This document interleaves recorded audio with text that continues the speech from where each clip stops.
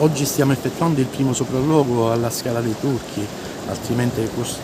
conosciuta come Scala Maiata.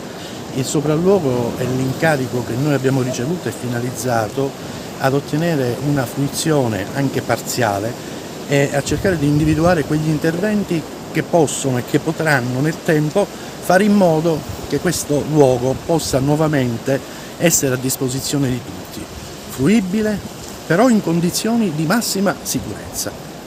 Quest'area della Scala dei Turchi è stata oggetto di un intervento abbastanza recente della Protezione Civile che ha messo in sicurezza una parte della scogliera. Ora l'attività che si svolgerà chiaramente sarà in parte il completamento di quell'intervento, presumibilmente, in parte la verifica che le opere siano ancora efficaci, ancora efficienti nel mantenimento della scogliera per evitare i crolli chiaramente. È necessario da un lato verificare che gli interventi che sono stati fatti siano ancora efficaci e poi completarli con alcune aggiunte, diciamo così, che servano a garantire la massima sicurezza del camminamento attualmente dalla spiaggia verso la scala. Ovviamente in un ambito controllato, perché non è pensabile un utilizzo di questo bene in maniera del tutto incontrollata e senza che ci sia personale che segua le attività chiaramente. Siamo molto soddisfatti. Dopo aver nominato 2 tecnici che erano stati precedentemente nominati dalla Procura al fine di valutare il revisionando PAI sul sito Scala dei Turchi per rendere nuovamente la scala fruibile ma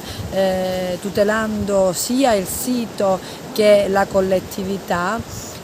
oggi siamo qui per un sopralluogo. Un grande lavoro di squadra che ha lo scopo di rendere fruibile il sito Scala dei Turchi alla luce del revisionando PAI. Era stato qui un funzionario di autorità di bacino, aveva suggerito la nomina di questi esperti che sono stati nominati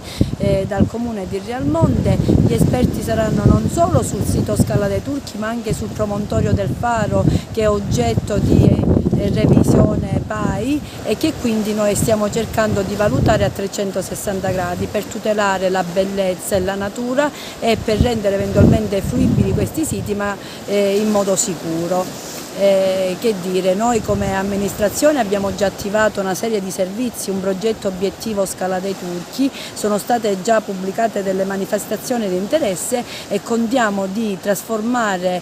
la fruibilità e l'accesso di questo sito, di adeguarlo all'importanza dello stesso sito, di renderlo più efficiente, di dare tutti i servizi che un SIC deve avere, candidato a diventare bene UNESCO e che tutto il mondo conosce.